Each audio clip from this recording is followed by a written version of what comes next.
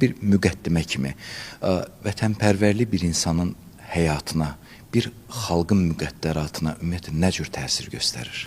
Sözümə və mövzumuza dillər əzbəri olan, bir çoxlarımızın əzbər bildiyi, hədis qaynaqlarından əlimizə gəlib çatan Peyğəmbər sallallahu aleyhi və səlləmin belə bir ifadəsi, kəlamı var. Hubbul vətən minəl iman. Vətəni sevmək, vətəni olan sevgi imandan doğar. Əgər biz baxmış olsaq, kainatın ən üstünü, ən əfsəli, ən ali yaradılmış sonuncu Peyğəmbərimiz vətəni imanla bağlayırsa, bu Allahdan gələn bir hissdir, Allahdan gələn bir duyğudur.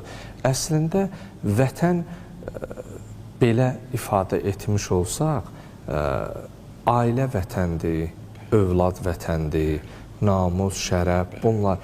Necə insan öz ailəsini mühafizə edir?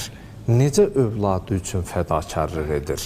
Deməli, əgər biz bu yanaşma ilə, psixologiya ilə məsələyə baxmış olsaq ki, vətən ailədir, biz ailəmizi qoruduğumuz kimi vətənimizi də qorumaq bizim boynumuzun borcudur.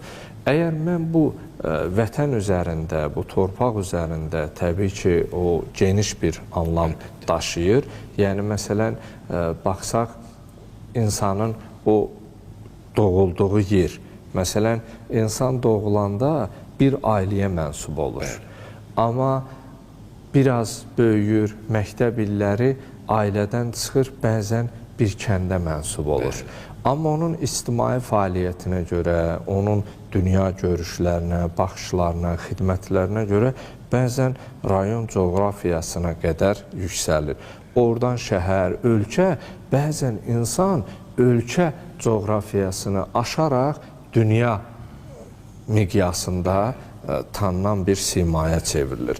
Deməli, biz doğulanda bir ailəyə mənsub olsaq da, biz ümumilikdə vətənimizin uğrunda, necə ailə, övlad uğrunda insan canından keçir, fədakarlıq edir, bu vətənimiz uğrunda da biz canımızdan keçməyə hazır olmalıyıq. Vətən sevgisi müqəddəs bir sevgidir. Necə atamızı, anamızı seviriksə, təbii ki, burada elə Peyğəmbər sallavatullahın kəlamı ilə mövzu daha da fundamental, daha da təməlli, özüllü bir hal alır ki, doğrudan da vətəni sevmək